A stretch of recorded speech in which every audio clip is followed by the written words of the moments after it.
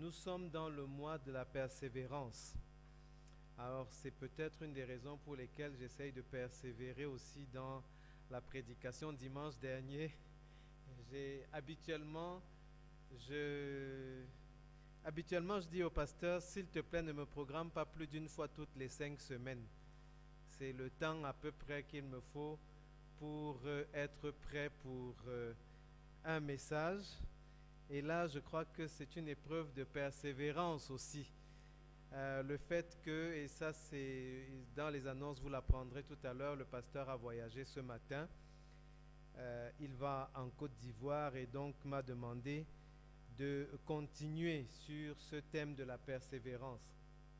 Et comme je vous l'ai souvent dit, j'ai continué sur ce qui me parle le plus.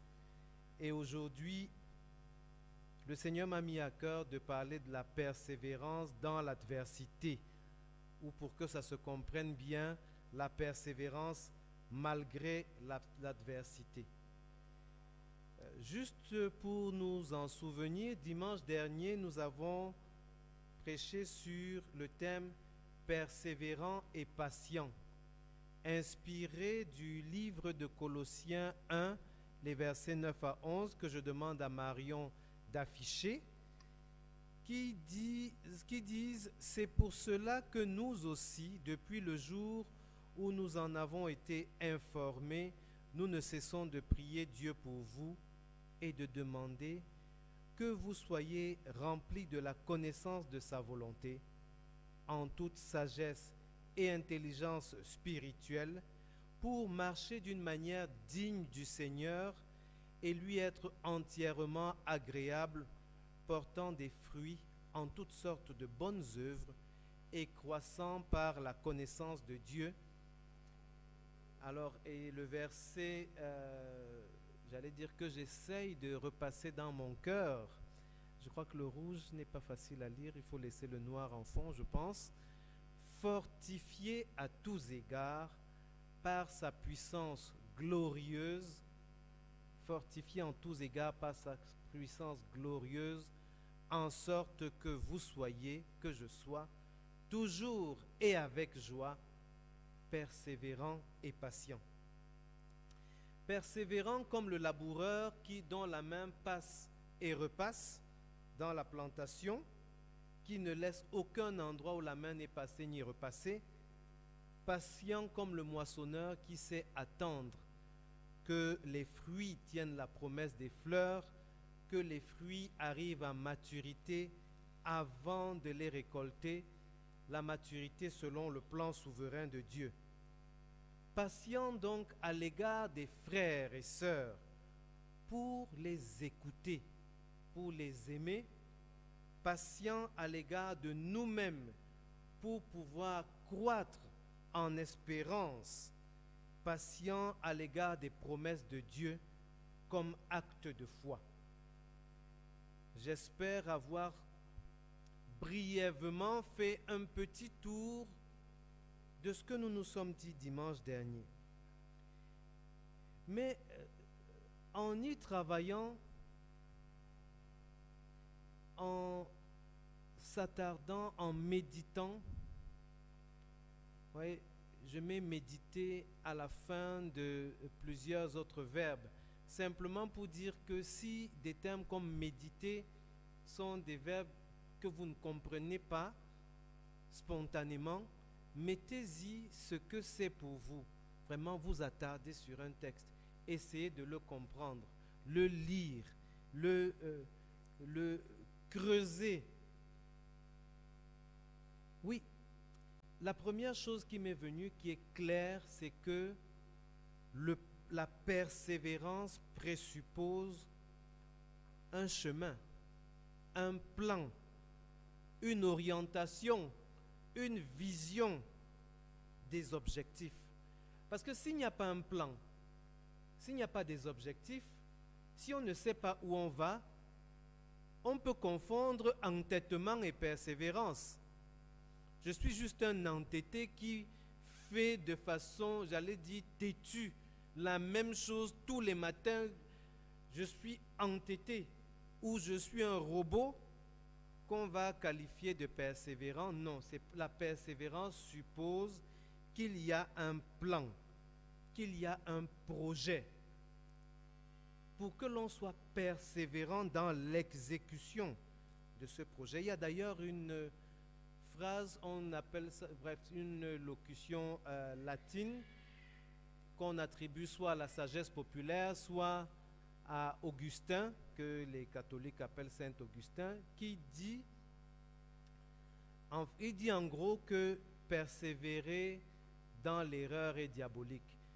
Vous avez certainement entendu errare humanum est, qui dit l'erreur est humaine. Mais toute la locution c'est errare humanum est, perseverare diabolicum. Donc l'erreur est humaine, mais persévérer dans l'erreur est diabolique. Pourquoi en fait? Parce que persévérer dans l'erreur veut dire s'inscrire dans un projet d'erreur. En fait, dans un projet de faute.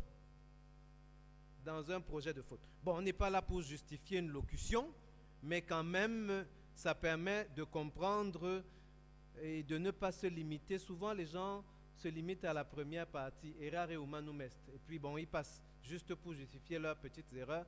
Mais on dit perseverare diabolicum. Persévérer dans l'erreur est diabolique. Bref. En relisant donc Colossiens 1, puisque je parle d'un projet, d'une vision, le verset 9, qu'est-ce qu'il dit?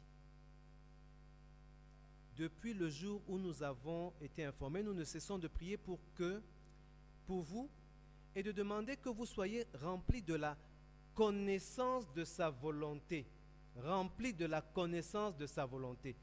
De connaître le projet, connaître le plan en toute sagesse et intelligence spirituelle. On se rappelle que l'intelligence est notre façon de collecter et de traiter l'information pour agir. Donc, avoir un projet, c'est saisir la vision de Dieu, être rempli de la connaissance de sa volonté. Donc, étudier sa volonté, étudier sa parole. Et sur cette base, la sagesse, l'intelligence spirituelle nous amène à développer des projets spirituels. Parfois, on parle de projets de vie, des projets de croissance. Ça peut être de la croissance matérielle, sociale, intellectuelle, la croissance spirituelle. Et donc s'inscrire avec persévérance et patience, avec foi, dans la mise en œuvre des bonnes œuvres qu'il a préparées d'avance afin que nous les accomplissions. Et ici, c'est le verset 10 qui dit, pour l'objectif donc de l'accomplissement de ce plan, c'est pour marcher d'une manière digne du Seigneur et lui être entièrement agréable. Voilà le projet. Marcher d'une manière digne du Seigneur et lui être entièrement agréable. C'est dans le projet, le processus, et le résultat du projet, c'est portant des fruits en toutes sortes de bonnes œuvres et croissant par la connaissance de Dieu. Donc, il y a dans ce projet, comment est-ce qu'on marche? Il y a dans ce projet ce qu'on attend, porter des fruits en toutes sortes de bonnes œuvres. Et il y a ce qui arrive à l'acteur, la croissance par la connaissance de Dieu. Et le verset 11 nous parle de ce qu'on appellerait dans le développement des projets dans le monde, le plan de contingence. La persévérance et la patience ici, c'est que tout ne va pas aller comme nous le pensons et quand nous le pensons. Il y aura des obstacles intrinsèques et des obstacles extrinsèques. Le plan de contingence est donc un plan de persévérance et de patience. Il y a donc la nécessité d'un projet. Le projet s'inscrit dans le plan de Dieu, dans la vision de Dieu qu'il faut saisir, qu'il faut décliner en projet de vie, en projet spirituel, en projet de croissance, et avoir pour plan de contingence la persévérance et la patience, parce que tout ne va pas aller forcément comme nous le pensons, quand nous le pensons. Et donc, pour parler de projet, là, ça commence à faire beaucoup, là. Ça fait beaucoup pour une introduction. Je vais donc m'arrêter là. Est-ce qu'on suit toujours? Nous sommes dans le mois de la persévérance. Nous parlons de persévérance et nous insistons dans cette première partie sur le fait que, pour que ce ne soit pas seulement de la têtutesse ou de l'entêtement, la persévérance doit être la persévérance dans un projet. Et le projet, pour un enfant de Dieu, doit s'inscrire dans la vision de Dieu, dans le plan de Dieu. Nous devons donc, par la sagesse et l'intelligence spirituelle, saisir le plan, la vision, le décliner en objectif, et nous devons nous employer à accomplir ce que comporte ce projet, marcher d'une manière digne du Seigneur, porter des fruits et croître. Et savoir que ça ne se passera pas toujours quand nous le souhaitons, comme nous le pensons. Et pour cela, nous avons besoin d'être persévérants et patients. Et ça, nous ne le pouvons pas par nous-mêmes. Le verset 11 nous le dit, c'est fortifié par sa puissance glorieuse que nous serons ainsi persévérants et patients. Et puisqu'il s'agit de projets, justement aujourd'hui, je voudrais parler d'un livre de projet. C'est le livre de Néhémie. Nous allons un peu galoper à l'intérieur des 7 premiers chapitres du livre de Néhémie pour voir de façon pratique, de façon concrète, cette question de projet, de persévérance dans la mise en œuvre d'un projet inspiré par Dieu. L'ancien Franklin dit souvent, évite de rester aérien, mets-nous du concret. Donc nous avons fait l'aérien là et nous allons descendre dans le concret avec le livre de Néhémie. Parce que c'est un exemple. Et je vais vous dire, il existe des livres de gestion de projet qui sont des authentiques études bibliques fondées sur le livre de Néhémie. Il y a un en particulier que je vous recommande, c'est édité par une maison qui s'appelle Tier Fund. J'ai promis à la jeunesse active de leur envoyer ça. Je crois que cette fois-ci, vraiment, je veillerai à tenir à cette promesse. En fait, le livre de Néhémie raconte comment Néhémie a dirigé la reconstruction du mur de Jérusalem qui avait été brûlé par les Babyloniens. L'histoire est que les Juifs sont en déportation à Babylone et ils sont sous oppression. Le monde est dominé par les Babyloniens. C'est la première et la toute puissance mondiale, la première puissance mondiale. C'est eux qui dictent ce qui se fait à gauche ou à droite. Et le peuple d'Israël est particulièrement victime de cette oppression. Et les murs de Jérusalem ont même été brûlés par les Babyloniens. Et certaines personnes dans le peuple, parmi les exilés, ont mal. Quelques Israéliens sont restés, les Israélites sont restés et donnent de temps en temps des nouvelles. Et pour comprendre, nous allons lire un peu déjà le premier chapitre, les versets 2 à 11 de Néhémie. Anani, l'un de mes frères, et quelques hommes arrivèrent de Juda. Je les questionnais au sujet des Juifs réchappés qui étaient restés de la captivité et au sujet de Jérusalem. Ils me répondirent, ceux qui sont restés de la captivité sont là, dans la province, au comble du malheur et de l'opprobre. Les murailles de Jérusalem sont en ruine et ses portes sont consumées par le feu. C'est la catastrophe. Lorsque j'entendis ces choses, je m'assis, je pleurais et je fus plusieurs jours dans la désolation. Et la réaction, je jeûnais et je priais devant Dieu, le Dieu des cieux. Et je dis, ô Éternel Dieu des cieux, Dieu grand et redoutable, toi qui gardes ton alliance et qui fais miséricorde à ceux qui t'aiment et qui observent tes commandements. Que ton oreille soit attentive et que tes yeux soient ouverts.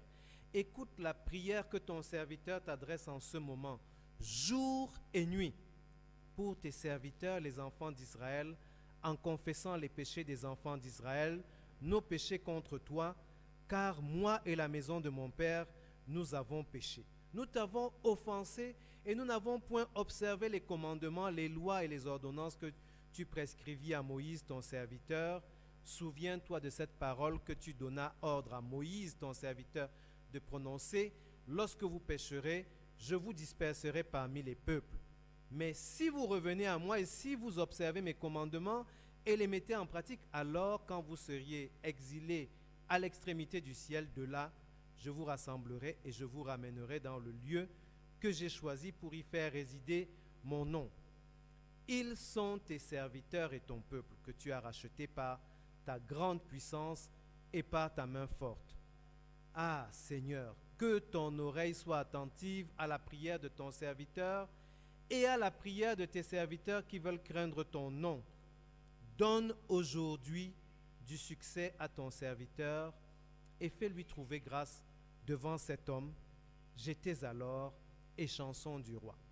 En fait, Néhémie est celui qui goûte et sert le vin au roi.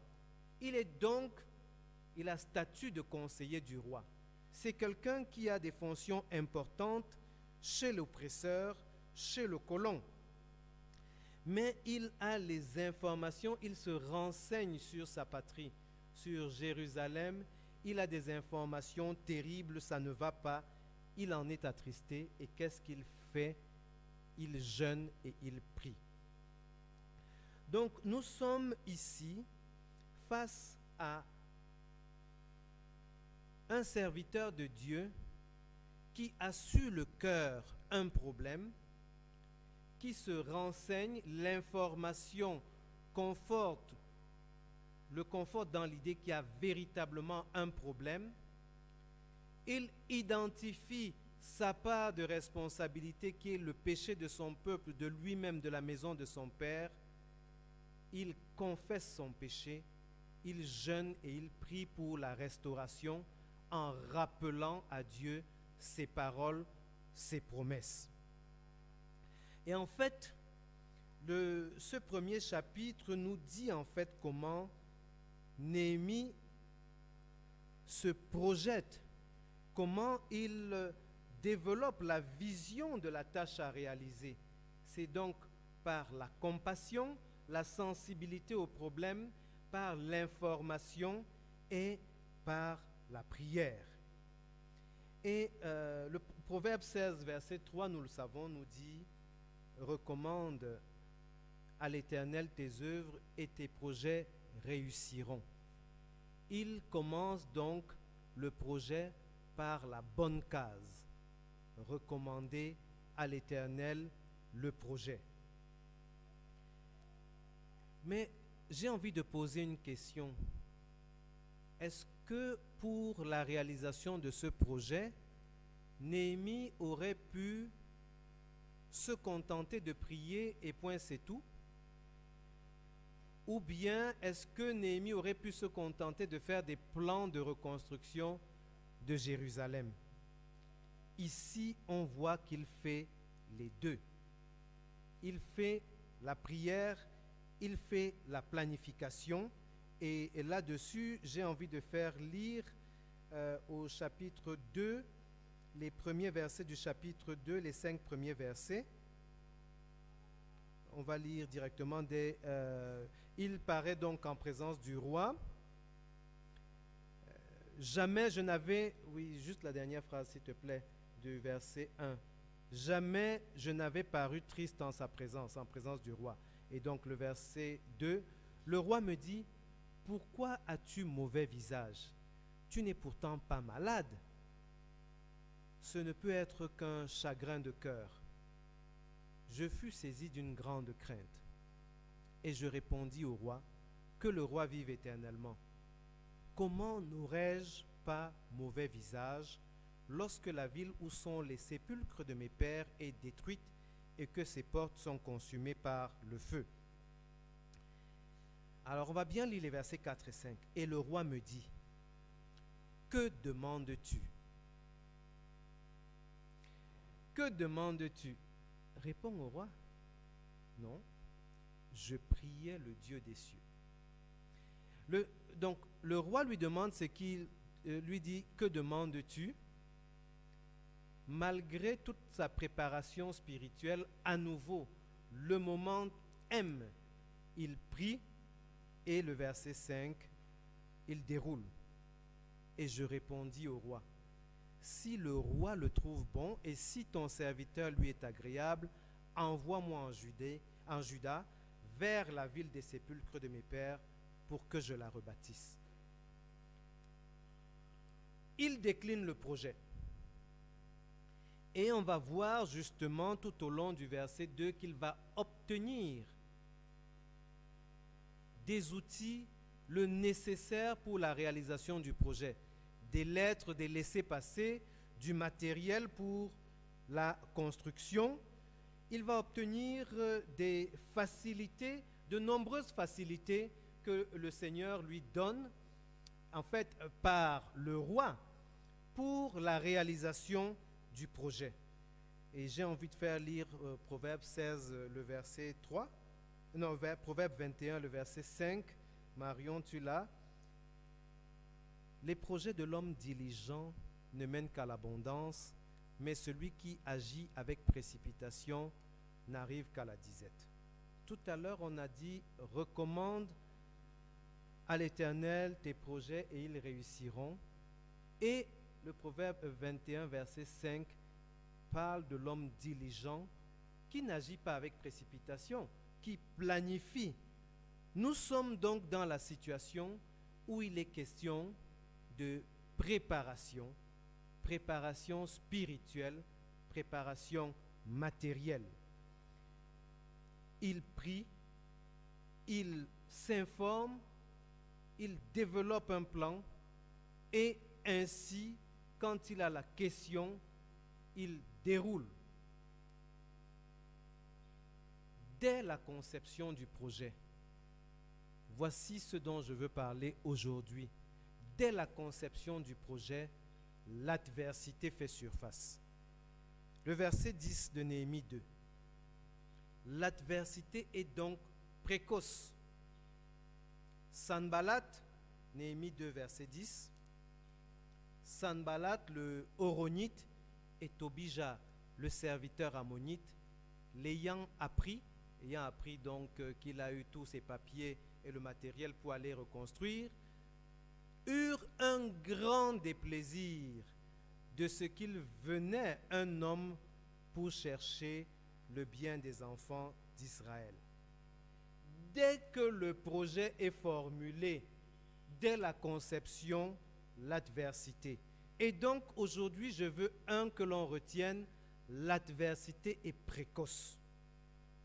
Et quelle est la réponse à l'adversité précoce? C'est la persévérance. Néhémie continue l'évaluation. Il continue la planification. Vous lirez à la maison. Il continue ce qu'on va appeler la gestation discrète. Vous vous souvenez, on a parlé, il y a un jour où j'ai prêché sur le secret et la discrétion, sur la dissimulation et la discrétion. Et la gestation est discrète, mais elle n'est pas dissimulée. Parce qu'un projet, pour maturer, a besoin de se faire à l'ombre, a besoin de se faire protéger de l'environnement potentiellement hostile. Il continue donc la gestation du projet, il mobilise les forces. Mais lorsqu'on prend les versets 19 et 20, on va voir qu'au-delà d'être précoce, elle s'attaque au fondement même du projet. Sanballat, le Horonite, Tobija, le serviteur ammonite, et Geshem, l'arabe, en ayant été informés, se moquèrent de nous et nous méprisèrent Ils dirent, que faites-vous là? Vous révoltez-vous contre le roi? Ça commence par la moquerie. Et je leur fis cette réponse, on va lire la réponse, laisse afficher. Ça commence par la moquerie, par s'attaquer même à ton projet. Est-ce que c'est même un projet sensé? Est-ce que ça fait même sens? La réponse, justement, à cette adversité qui s'attaque à la motivation, qui veut opposer la norme dominante, qui veut opposer la norme sociale, c'est la persévérance fondée sur la foi, la persévérance dans un travail méthodique. Et je leur fis cette réponse: le Dieu des cieux nous donnera le succès. Je sais en qui j'ai cru. Nous, ses serviteurs, nous nous lèverons et nous bâtirons. Mais vous, vous n'avez ni part, ni droit, ni souvenir dans Jérusalem. Et là, je vais m'arrêter un peu. Pour dire Sanballat, ce n'est pas forcément quelqu'un d'autre. C'est parfois en moi qu'il y a le vrai Sanballat. La norme sociale que j'ai intégrée, ingurgitée,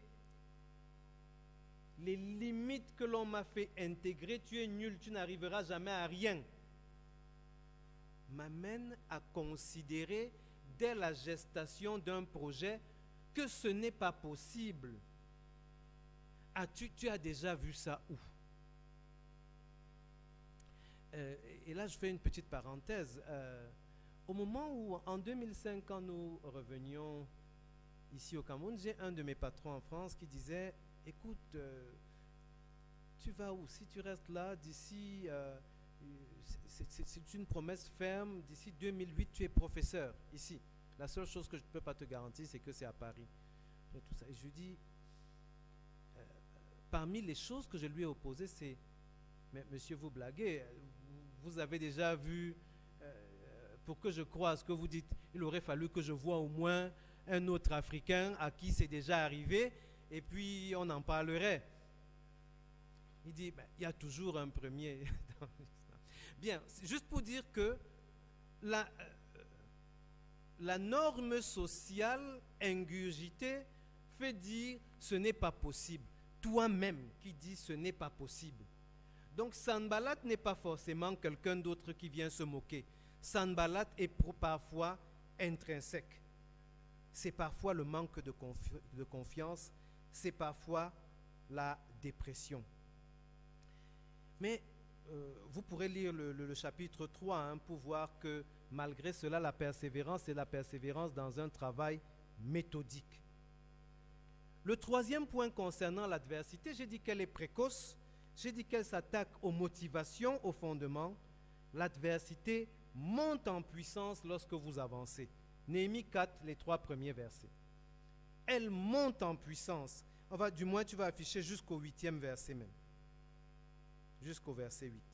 Lorsque Sanballat, et là je crois que ce nom-là va, chaque fois que nous serons intimidés pour nos projets, il faut qu'on dise, qu'on se souvienne que c'est peut-être Sanballat qui est en train de vraiment vouloir s'attaquer, qui est en train de développer l'adversité. Sanballat apprit que nous rebâtissions la muraille. Il fut en colère et très irrité. Il ne désarme pas, il se moqua des Juifs et dit devant ses frères et devant les soldats de Samarie: à quoi travaillent ces Juifs impuissants? La moquerie ne suffit pas. Là, il monte en puissance. Les laissera-t-on faire? Sacrifieront-ils? Vont-ils achever? Redonneront-ils vie à des pierres ensevelies sous des monceaux de poussière et consumées par le feu? Tobija l'ammonite était à côté de lui et dit: qu'ils bâtissent seulement. Si un renard s'élance, il renversera leur muraille de pierre. Ils sont en train de courir dans le sac. C'est ce qu'on dit ici, non? Si tu vas directement... il crie à Dieu. Néhémie, face à cela, se retourne systématiquement vers celui avec qui il a un contrat. il va crier à Dieu. Et verset 7,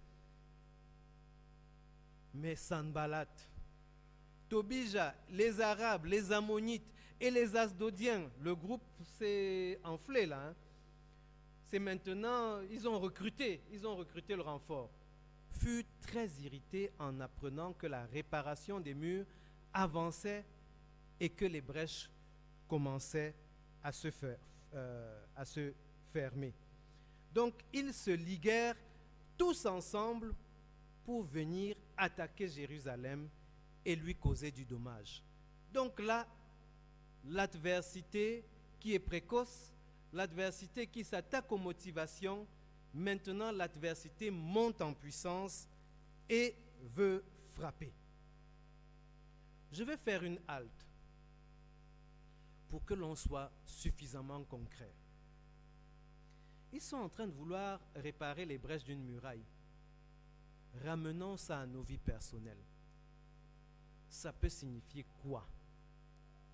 Réparer les brèches dans nos murailles.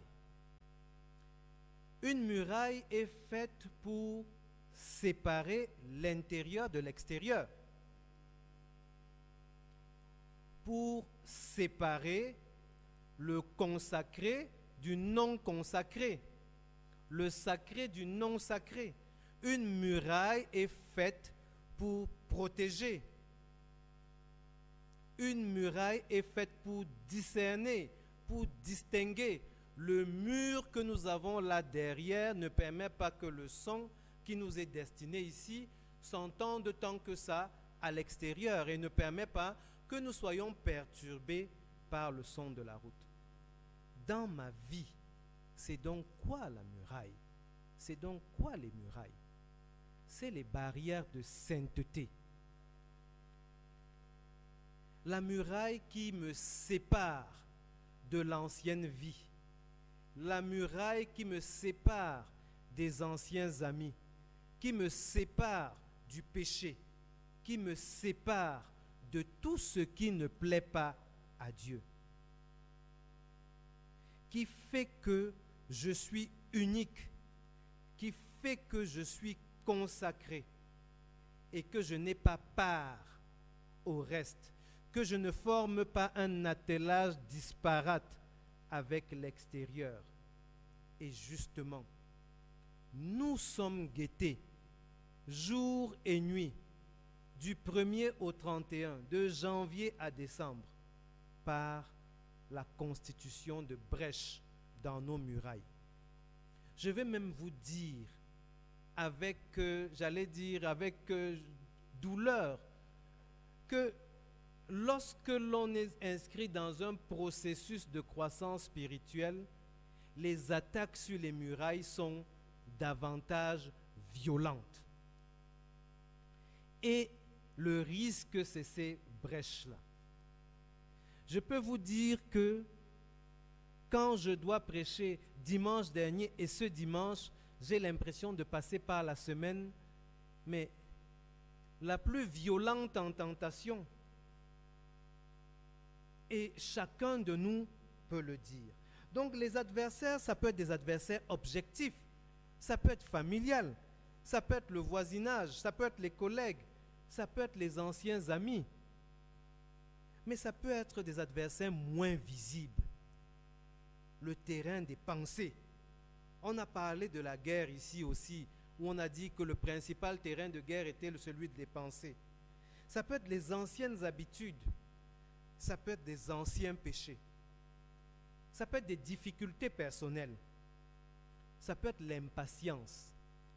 Je n'y arrive plus, j'arrive plus à temps. Ça peut être la souffrance. Ça peut être la convoitise.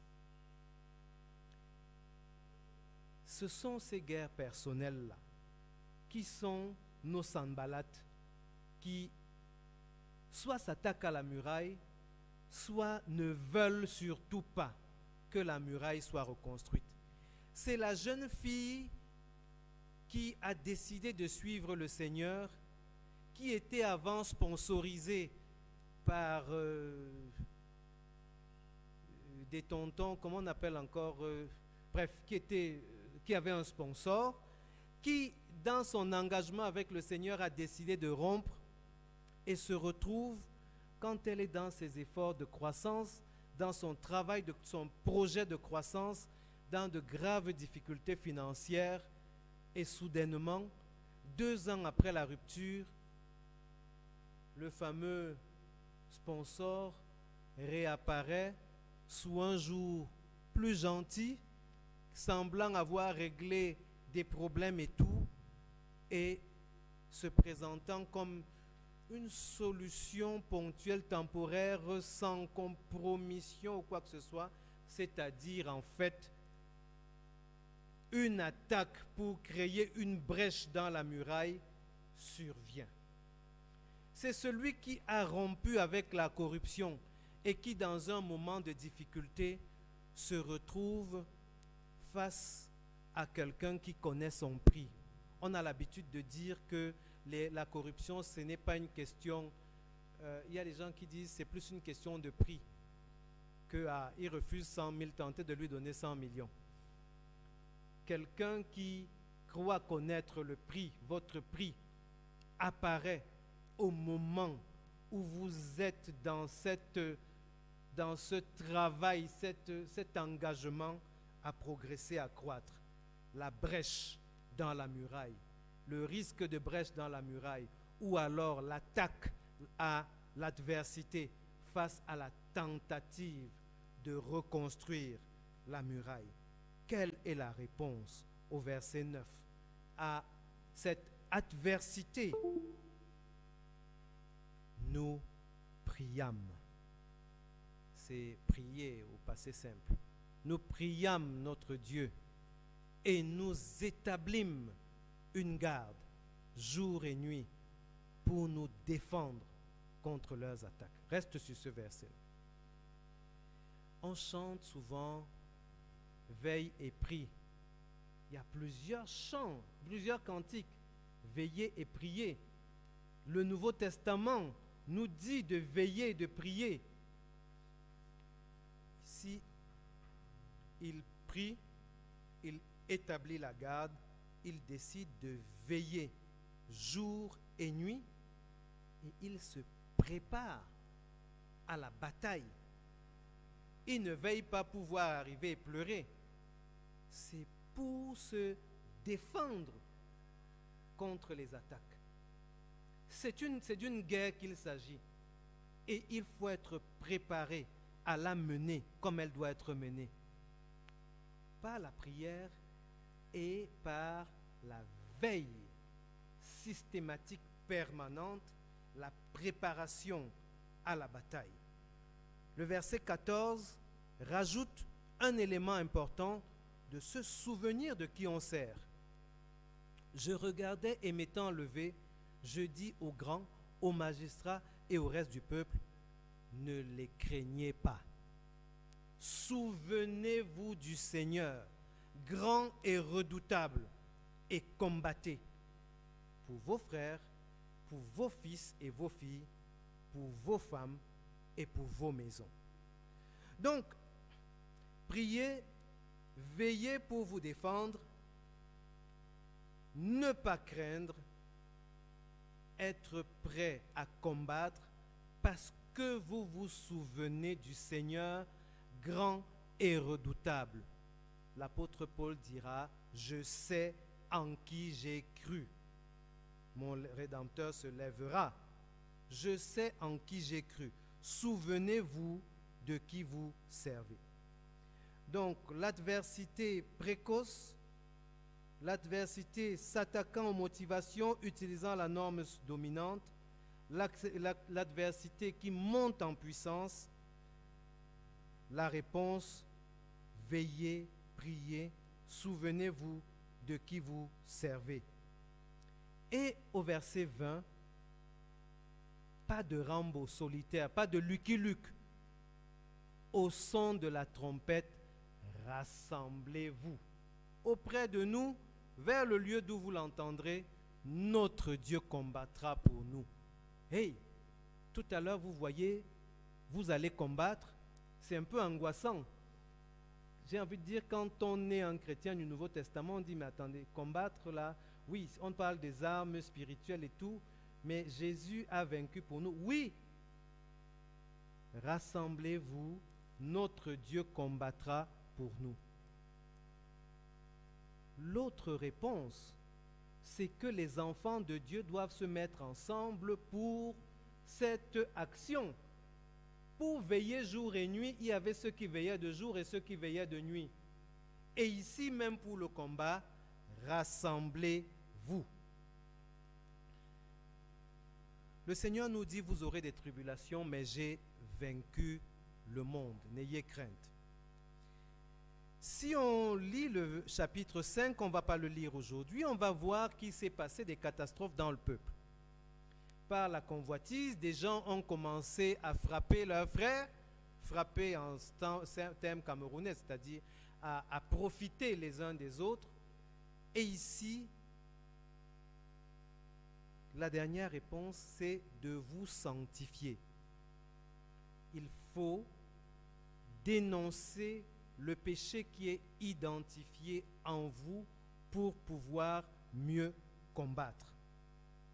Et justement, sinon, la quatrième caractéristique de l'adversité ici, c'est qu'elle ruse. L'adversité ruse.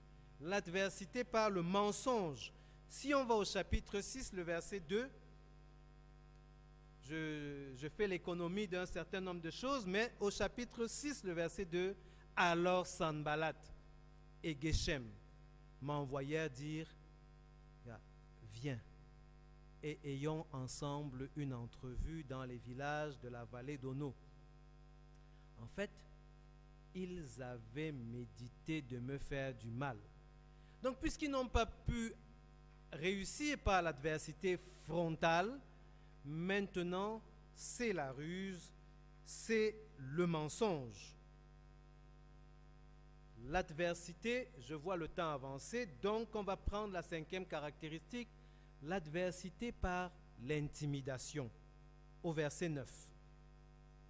En fait, tous ces gens voulaient nous effrayer et ils se disaient, ils perdront courage et l'œuvre ne se fera pas. Et Néhémie dit, maintenant, ô Dieu, fortifie-moi. Donc, réalisons bien que finalement l'adversité ici se sent très peu de pouvoir sur l'œuvre elle-même. L'adversité se manifeste par des ruses qui vont conduire l'enfant de Dieu à lâcher, qui vont conduire l'enfant de Dieu à se décourager, à lui-même laisser les brèches ouvertes. C'est-à-dire que nous avons, c'est toujours de nous qu'il s'agit. L'adversité, il n'y a qu'une seule fois, ils ont dit, bon, ils ont espéré que le renard passe et détruise la muraille. Ils se sont dit, est-ce qu'on va les laisser faire? Mais au fait, qu'est-ce qu'ils vont faire? On ne sait pas. Le verset 10, je me rendis chez Shemaïja, fils de Délaja, fils de Mehétabel. Il s'était enfermé et il dit, allons ensemble dans la maison de Dieu, au milieu du temple, et fermons les portes du temple, car ils viennent pour te tuer. Et c'est pendant la nuit qu'ils viendront pour te tuer. Avant qu'on lise la suite, j'ai envie de dire cette fois-là, la ruse maintenant, pour l'avoir, comme on a réussi avec rien, ça sera avec que des apparences pieuses, avec la religion. Là, on va essayer de te capturer, c'est toujours cette ruse-là, mais on va essayer de te capturer par la religion. Je voulais juste m'arrêter là-dessus. Mais rappelez justement, Jules Marcel a lu en début de culte Esdras 5 sur l'œil de Dieu qui est sur ses oins et qui les fait réussir. Oui, l'œil de Dieu est sur ses oins et les fait réussir. Nous devons savoir à qui nous avons cru et ne pas nous focaliser sur l'adversité, mais dans la planification. Le monde nous apprend qu'il faut faire, je crois que Gladys, tu es dans les projets, vous faites l'analyse SWOT, n'est-ce pas? Strengths, weaknesses, opportunities and threats. les menaces sur un projet, il faut les connaître, il faut les analyser pour avoir le plan de contingence. Et la menace sur le projet de croissance spirituelle, c'est cette adversité qui est précoce, qui va monter en puissance, qui va ruser, qui va intimider. C'est cette adversité à laquelle la réponse est la persévérance en veillant, en priant, en se rassemblant autour de celui que nous servons, en se souvenant que nous servons un Dieu puissant et redoutable, en se sanctifiant. Et au chapitre 7, on va juste lire le premier verset. Vous aurez la joie de voir la reconstruction se faire. Vous aurez la joie de voir la reconstruction se faire.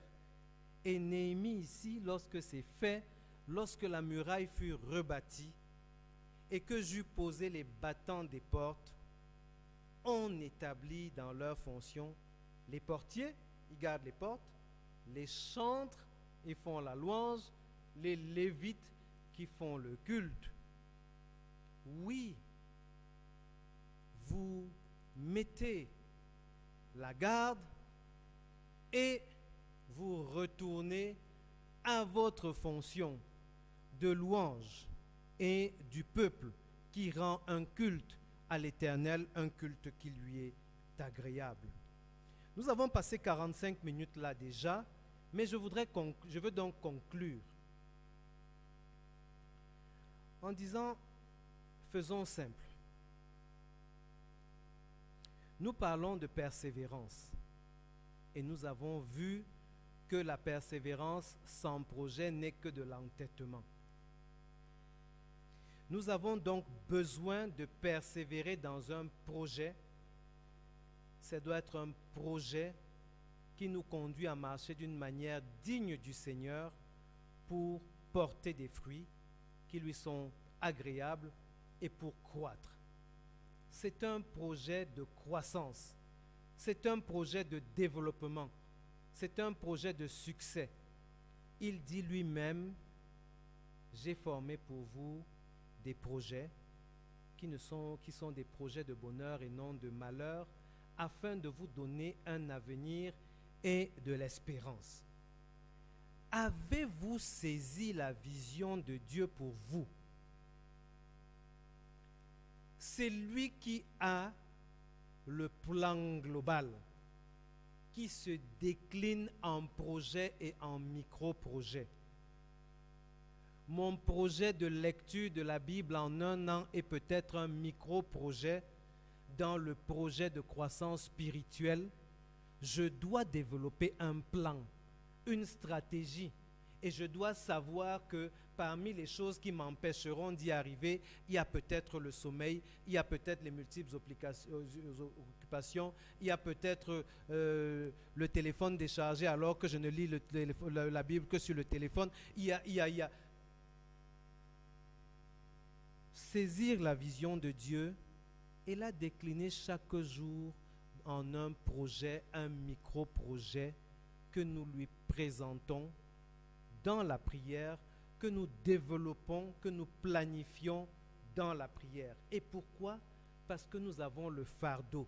Néhémie avait le fardeau pour Jérusalem. J'ai le fardeau pour la croissance spirituelle. J'ai le fardeau pour une vie de puissance. J'ai le fardeau pour une vie de succès. J'ai le fardeau, succès, pas sous-entendu succès matériel, tout ça, mais de porter des fruits qui peuvent être matériels, hein, entre autres, hein, c'est pas j'ai le fardeau pour une église plus pleine, j'ai le fardeau pour plus de jeunes, j'ai le fardeau pour un peu plus de musique, j'ai le fardeau pourquoi je développe dans la prière le plan. J'ai le fardeau pour arrêter avec l'alcool, j'ai le fardeau pour arrêter la cigarette, j'ai le fardeau pour arrêter avec la télévision jusqu'à 1h du matin, j'ai le fardeau pour arrêter avec la pornographie, j'ai le fardeau pour arrêter. Chacun sait quelle est cette unique ou ces multiples choses qui sont les brèches dans les murailles pour lesquelles il a le fardeau. Alors, est-ce que vis-à-vis de ce fardeau, j'ai un projet? Est-ce que j'ai un projet spirituel? Est-ce que j'ai un projet de croissance? Est-ce que j'ai un projet de reconstruction de cette muraille? Et quel est mon plan? Quel est mon plan de réfection de muraille? Est-il préparé en toute sagesse et intelligence spirituelle? Est-ce que je pleure suffisamment à Dieu pour ce projet qui me tient tant à cœur? Ou est-ce que je me complais et je supporte et je ne sais pour combien de temps je pourrais supporter mes murailles qui ont des brèches peut-être jusqu'à ce qu'elles s'écroulent? Est-ce que je veux être préparé à faire face à l'adversité intrinsèque? On en a longuement parlé. Et extrinsèque par la persévérance à veiller, à prier, à agir. Voilà ce à quoi, voilà l'interpellation que le Seigneur me met à cœur pour nous tous. Nous tous, sous-entendu, moi et mes frères qui sont ici dans cette salle. Nous allons prier.